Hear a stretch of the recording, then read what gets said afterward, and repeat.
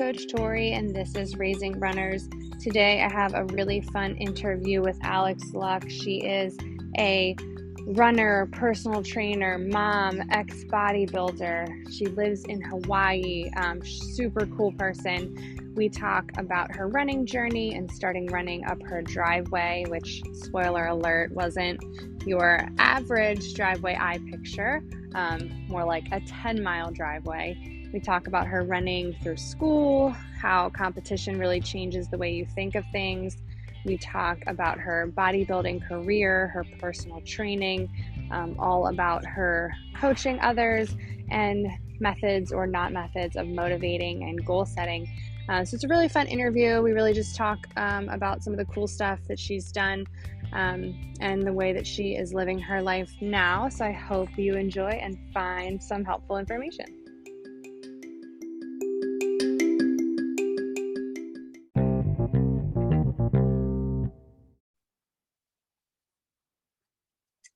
So I just wanted to start, usually I just start by having people talk about their running journey. So like when they started running, why they started running, and kind of where you're at now with running. Sure.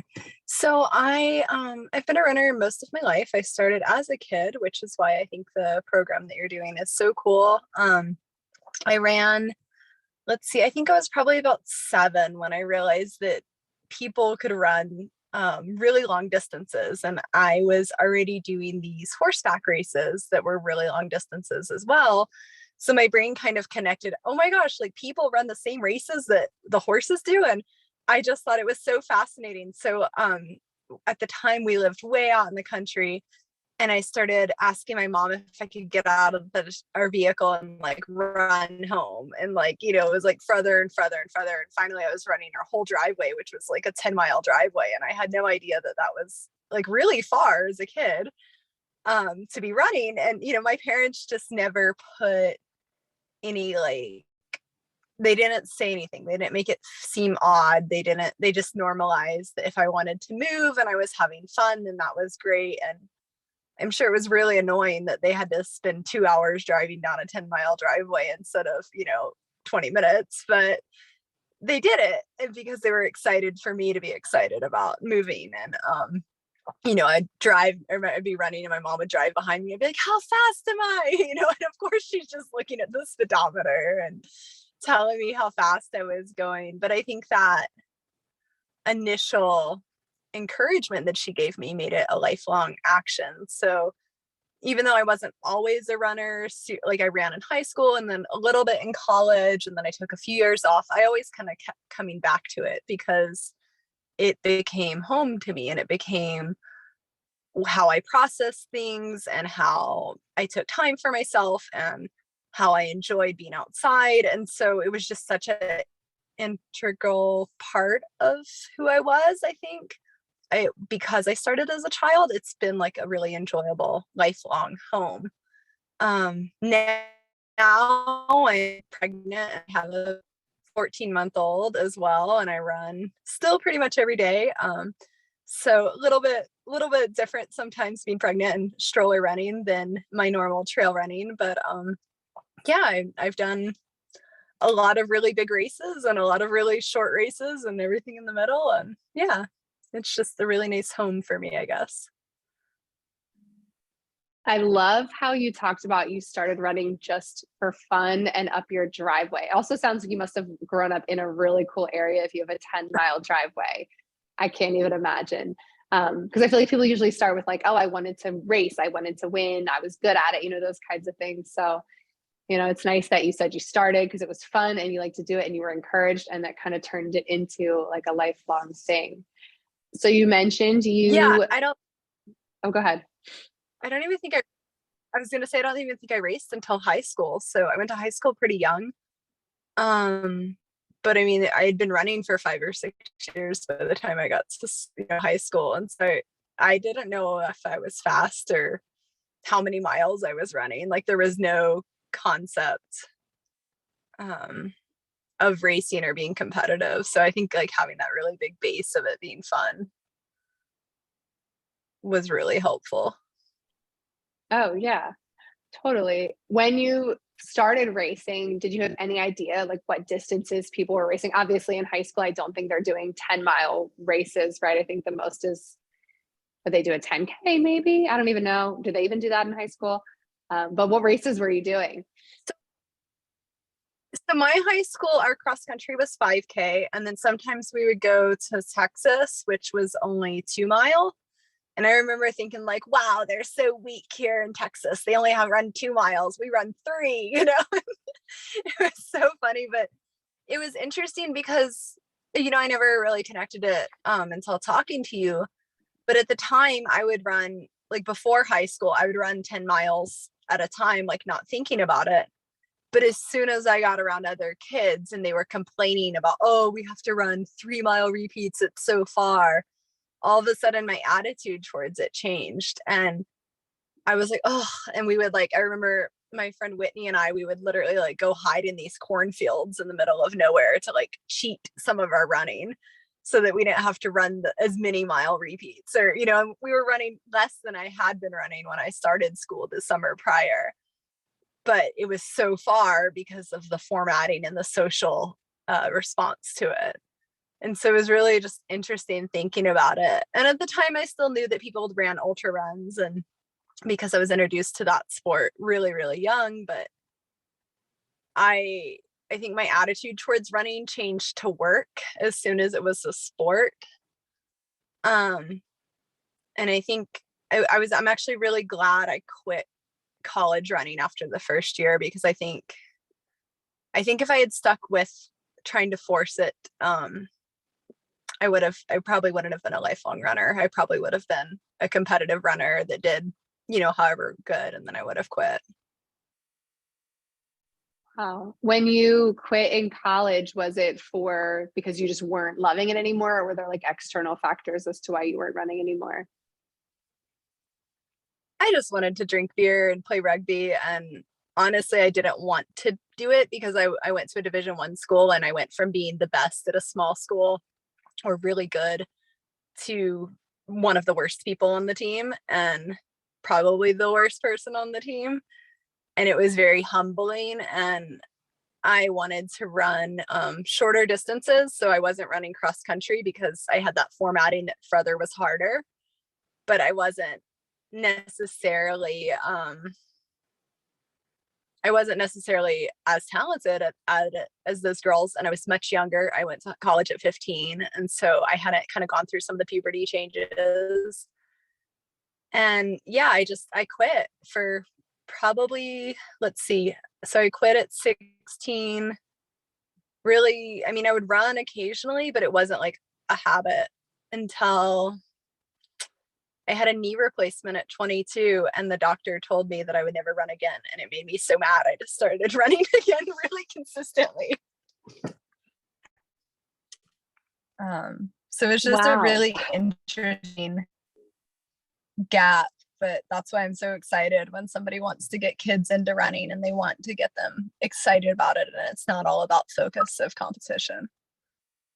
Yeah, well, I think you are a perfect example of, obviously it doesn't always go that way for people, right? But you started out, it was fun, competition was added, it was hard, your mindset on that whole thing changed. And then, I can't even imagine starting college at the age of 15. I'm sure that's just a whole other whirlwind of, maturity and all those things, not being ready. But yeah, and then going from being amazing on your Right. team to being, the back of the pack, like that's a whole other, like you're saying, humbling experience to be like, I was the best and now I'm not the best. So it totally makes sense. But then someone telling you can't do it, and that just made you like the switch flipped and you're like, nope, I'm going to run now. That's impressive. And, it's Yeah. crazy how people's brains work, right? So you started running again It's after so your, interesting, the psychology of it.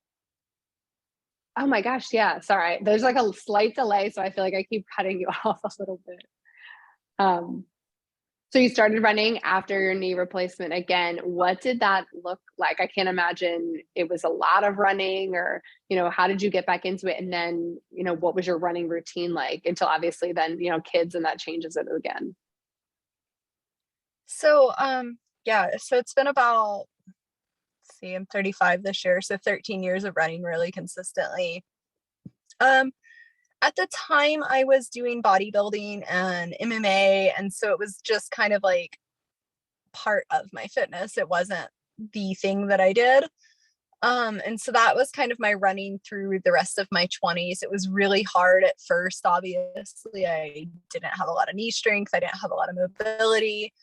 And I would still do like, I think I wanted to do like an ultra distance every year just because I was really childish and I was really petty to that physical therapist. I wanted to tell that doctor he was wrong. And so I would do like a random 50K, or I would go hike the Grand Canyon rim to rim, but I wasn't in any means competitive. And then I was a personal trainer and coaching people through bodybuilding primarily. And then I kind of got as far as I could in that sport, drug free.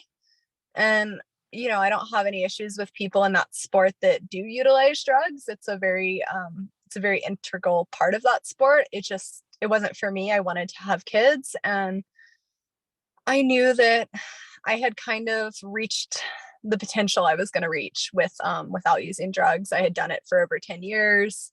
I had made it a professional career.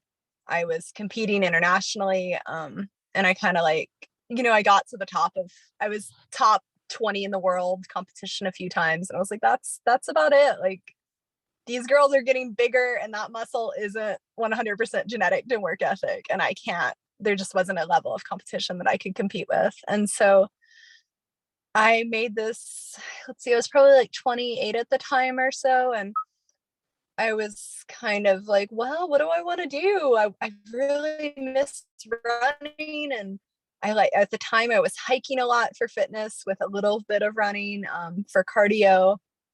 And I was like, well, if I can do 100-miler and I like it, then I'm willing to like change my training, but I don't want to lose this like bodybuilding thing I had worked at for 10 years. But the training is completely opposite. The body type is very different and you would lose a lot of muscle mass. And so I signed up for a 100-miler and I showed up with like a lot of hiking fitness and absolutely no running fitness. And it was a very painful, chafe heavy time, but I got through it and I was like, that is what I want to do. That excites me. It scares me. It's so hard. And then I was like, okay, well, I think that was my last bodybuilding like year. And so I started switching sports. And yeah, I really started changing my training. And I still lift weights, probably more than most of the average runners, but it's definitely not the main source of my fitness now. So yeah, it's just been an interesting switch, but it's definitely what I connect with the most and enjoy the most.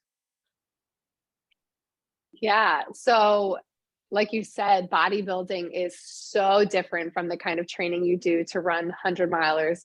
And, like, again, the body types you have and you see are almost never going to be the same. But the mental side of that sounds like very familiar. Like, you seem very determined. You want to be the best at things. You want to put, everything into it. Do you think that was just kind of always the way you were, or was it like your parents instilled that, or did you have coaches along the way that really pushed you to be like, I need to get all in and kind of do things that way? I think I've always been really competitive. Why that is, I don't know. I'm sure we could unpack that with a therapist at some point. But yeah, I've always been really competitive, and it's interesting for me because maybe that's why I like running so much now as a little bit older person, because I don't feel that with running. I don't identify my value based off of how I do at a race. And I've won some ultras and I've been middle of the pack plenty, and I don't have any like aspirations to be a pro runner or a full-time person in the sport. And maybe that's just the more laid back attitude of trail running, and that's why I gravitate more towards that. Road races in general make me very nervous because I know what my times could be based off of college and what they should be, and they just sounds really painful, so I avoid them. Yeah, it's like you still have that, like, I want to just have fun and I like doing this, but then it's like when you know what you could expect yourself to do, that pressure kind of creeps in, right? And you are a running Yeah. coach, that's correct? When did you start Yes. coaching running? Because I know you mentioned PT, you were a personal trainer as well. So when did you start coaching running for people? So I kind of it my business has been online since, let's see, probably about 2008. I had a gym in California and I sold it. And this is like when Instagram was just starting to really go, and for whatever reason, I was in Orange County and I had a lot of like more celebrity, bigger name clients. And so I gained like an Instagram following and was able to start working online before it was really the normal. So yeah, my client base is always kind of shifted with whatever sport I'm more into. So I do run coach now, but I still have occasional like bodybuilding clients. I still have a lot of lifestyle people that just want to get healthy, lose weight, feel good. I have people that hate running and I have people that are what I would say like very type A, borderline obsessive runners that my whole goal as a coach is to like dial them back and calm them down. So I just try really hard when I coach people to find like a good balance with their life. Obviously, I tend to see the potential in people, so it's hard to not want people to perform their best, but sometimes real life has to, be in check first. Yeah, it's great that you mentioned balance because I was going to say coaches really you have to know who you're working with and be able to push them, but also know, like you're saying, like rein them in sometimes. Um, what are some things that you like? How do you motivate, since you seem to have such a vast, different clients, whether it's for bodybuilding or running, with different goals? How do you motivate people, especially when they're all so different? Mhm.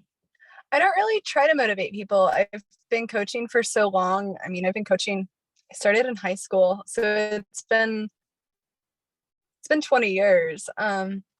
I don't try to motivate people. If they're going to be motivated and self-driven, then that means they're ready. And unfortunately, if they're not ready, there's nothing a coach can do. You can't want something enough for somebody.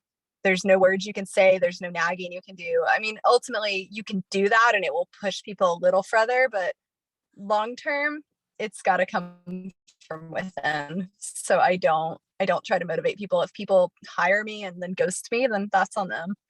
Um, Maybe that's not your traditional attitude, but I really don't.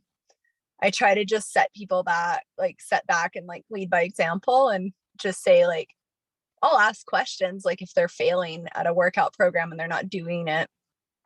I'll try to get to the root of why they're not doing it and I'll adjust it and I'll make it shorter, easier, or more time efficient, or, and whatever. And I'll try to make it as convenient as possible with their lives. Like, but when I start the program, I look at their timing and their schedules and what time they get up and where their gym is. And are they working out at home? How much sleep are they getting? Do they have time in their lunch break? Do they have to run with a stroller? Like I look at all these things before making the plan. So usually it shouldn't take a lot of adjusting if they're excited about doing it. Yeah, so you're looking at them being more motivated themselves and you helping to nourish that and work with that. So I imagine you also are helping them set goals for, like, I mean, they must have a goal that Yeah. they're working towards. I guess, what does that process look like for you, especially since you are trying to have your clients be independent with like motivating themselves too? Yeah. So gosh, I forget the exact algorithm, but or there's a little like phrase called like smart goal making.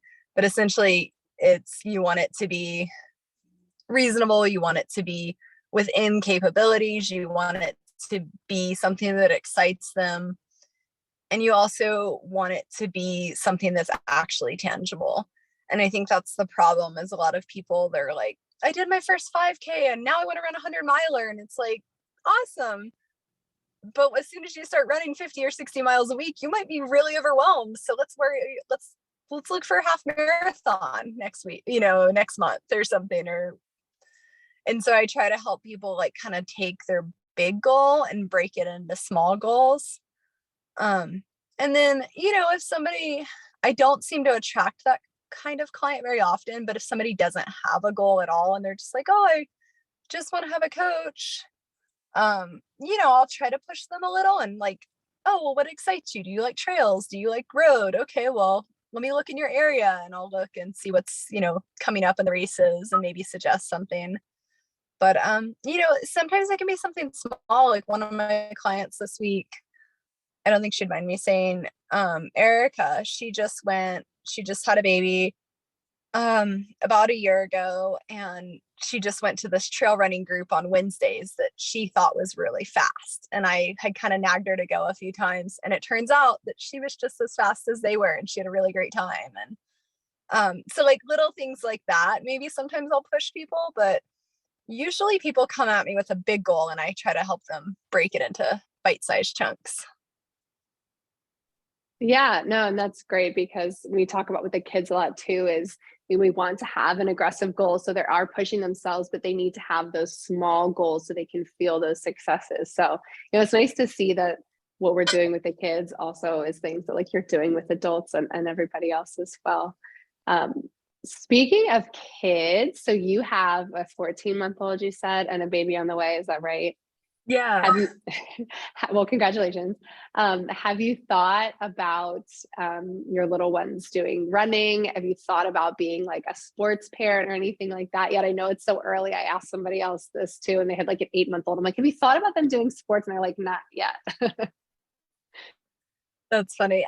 So I actually listened to this podcast, and I'm kicking myself right now because I can't think of the name of the runner. Hopefully it'll come to me. But it was a runner whose parents had both been Olympians, and she didn't start out as a runner. She started out like wanting to play soccer and tennis, and she didn't know her parents were Olympians. But in high school, she decided to run track, and her parents were, of course, very supportive. And of course, genetically, she was quite talented. And she like won a track meet or something where she had placed really well. So they were interviewing her, and they were like, well, how much pressure do you feel with both of your parents being Olympic athletes and Olympic track runners? And she's like, what? She had no idea. And I thought that was one of the most beautiful things, because I think a lot of times in sport, parents want things for their kids so much that sometimes it almost pushes them away from it. Like, and so like, for example, right now with my son, he's running everywhere and he loves climbing on things and running around. And so I'll take him to, like, I go a couple different trails. And so he trail runs about a mile a day just because he loves to run barefoot. And so, but it's, like a 45-minute mile. He just explores and he's running all over the place. And I'm just kind of walking behind him and letting him be out in nature. But I think I would definitely support any sport he wants to do. But as far as like the pressure on which sport or what his capability or, level of interest has to be, I think in American culture, we tend to push that so much that sometimes it can actually make our kids resent it and back away. So I think what I would do is like just look for hopefully really fun social circles, things that, even if he's terrible at the sport, he's going to enjoy other things he's getting and focusing on that. Or, if I can find a coach that's like you, where they're focusing on the value of what the kids are getting out of the sport versus the level of performance per se, I think ultimately that's going to lead to better performance. So, just kind of trying to find hopefully good situations for him to have exposure, but no pressure on what that has to be. Yeah, no, and I've been reading so much lately on the way, either us as parents or coaches were unfortunately like leading these kids to be burnt out on their sport because of the pressure of, overtraining them, having them just be so stuck in some sport that they don't even want to do. So it's great to have people who are so passionate about running. Like, of course, I would love for my son to also be a runner. And like you're saying, like that would, he runs now and he loves it. That's great. But it's like, if that's not what they're interested in, how horrible would it be for them to hate running, which is something you love so much because you pushed and pushed and pushed. Yeah, no, I think that that's great. And, it's fun to see people who also kind of get that it doesn't have to be so competitive, and especially because you grew up that way, right? You ran because it was fun. And that would be nice to also see that continue for sure. Um, Yeah, well, yeah, go ahead. I think the whole by example is really important too. It's like in that podcast with that athlete, that was something she said, like she had no idea that her parents were both professional runners, that she just assumed everybody's parents ran twice a day and everybody's parents worked out every day multiple times, and she didn't know anything different. So to her, she wanted to be active and she wanted to do things too because her parents were doing it and they made it seem fun. So like last night, for example, my husband and I, totally, obviously I'm a new parent and not an expert, but um we're sitting there and we don't have TV in our house and we don't really do screen time very often. And we're literally rolling a laundry ball back and forth between us. And we were talking about how our son was like super fascinated with it and like, trying to catch it and roll it too. And it was like, if we're choosing to do things like this for entertainment, then he's going to see that as fun. But the way my husband was raised, and I don't think his parents would take offense to me saying this, was they sat down and they watched TV, and then his dad would say, okay, get up boys, it's time to go play catch, we have to practice for baseball. And ultimately my husband grew up to hate baseball because it took away from the fun time and it was pushed so hard that he had to be really good at it. And even though he was really good at it, I think he got to his like junior year of high school and just like quit. He's like, I want nothing to do with this sport, I don't enjoy it, I hate it. But it's because the way it was presented. Like my husband might have enjoyed baseball if it had been like what if his dad had like, hey, this is just what we do in the evenings, we play catch in the backyard, versus making it this thing where it was forced and it had to feel like there was an expectation. Oh, you can't quit, you can't finish until you win or you get this done. And so I think just being really mindful of how you're presenting the activity. Yeah, well, and even back to when you were talking about your coaching style, you had mentioned like that you lead by example, and that's kind of how you would motivate someone, even though you're not really focused on those adding those external motivators, right? So it kind of works on all levels. Um, that's kind of all I really had for you, unless you have anything else you wanted to talk about or add really quick. Yeah, that's all. That's all on my end. No, I think it's just it's really cool that you have parents that are, they're getting their kids to sports and stuff. And I would just challenge them to, if they want their kid to be successful, to like maybe while they're at track practice or running with you, like go for a walk around the field and like, let the kids see that the parents are also doing the action. And it doesn't have to be running, but let them see that the parents are also doing things for themselves to be healthy. Because I think if they really want their kids to be healthy, that's going to be the thing that they can encourage them with the best. Yeah, no, I love that because we have one family who they've been with us for the past year, and we have a 2-hour Saturday practice for the kids who can't do weekdays. And the family comes, and all summer, all winter, they walk the park that we're at for the 2 hours. And I think it's just so amazing. And like the kids don't totally get that yet. They're kind of just like, oh, your parents don't go home and then come back. And it's like, yeah, but they're here. They get to see what you're doing. And they're also getting their movement in for 2 hours on a Saturday all year long. Like, how great is that? That is So, awesome. yeah. So Yeah. no, I love that. And I kind of love the So whole yeah, like everything. Oh, go ahead. expert on parenting. I said I'm definitely not an expert on parenting, but with my whole like year and a half of experience. But I do think just leading by example is the best you can do. And, kids having a coach like you who actively is a runner as well I think that's great. Yeah, no, and I love that we kind of came full circle with like you started talking about leading by example, and we're kind of all the way back here. So thank you so, so much for getting on here and talking to me. I know I'm sure when you're pregnant and you have a toddler, it is not easy to find some time. So I really appreciate you giving the time to talk to me.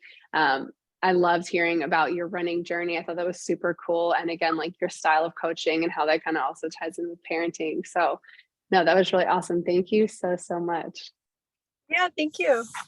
I'm just going to stop. That was such a fun interview. And honestly, I could have kept talking to her much longer, but I think both of us had babies we had to get back to. So hopefully we can talk to her again. Just following up from some of the things that we talked about, she mentions the athlete or the podcast that she was listening to, which was Queen Sport Collective. And she talks about the athlete who had parents who were also accomplished runners. And that was Alyx McColgan, whose mother is Liz McColgan, and she is a two-time Olympian. So just if anybody was either knew that already or was wondering who we were talking about, that is the name of the runner.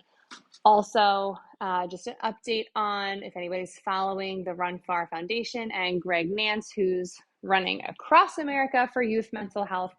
He is in Montana, and he is so, so close to being all the way on the West Coast. So his journey is about to be up. So if you still have not gotten a chance to check that out and see what they're all about, possibly donate, help them out. Again, not an ad, but just did some work with them, and it is super cool what they're up to. And obviously here for Raising Runners, we really value mental health and physical health. So, it's such a great foundation. So check it out if you have not gotten a chance to see what he's up to also.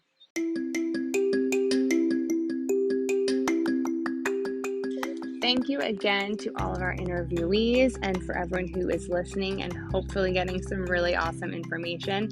It's been really great to do all of these interviews and talk to all these amazing runners. Stay tuned. We do have some really cool people coming up. We have Melissa Buddy, who's an LCSW. We talk about running, sports, motivating kids as coaches and parents. We also talked to Ashley Keller about her virtual BCBA classes for parents. And we talked to my mom, who is a registered dietitian, about fueling all of our young athletes. So lots of really cool things coming up. I'm sure there's going to be some other really great interviews in the future as well. So hopefully you can continue to tune in and get some really good info. If you have questions, comments, if you have someone who wants to be interviewed or has something really valuable to add, feel free to email at mirakeerunclub@gmail.com.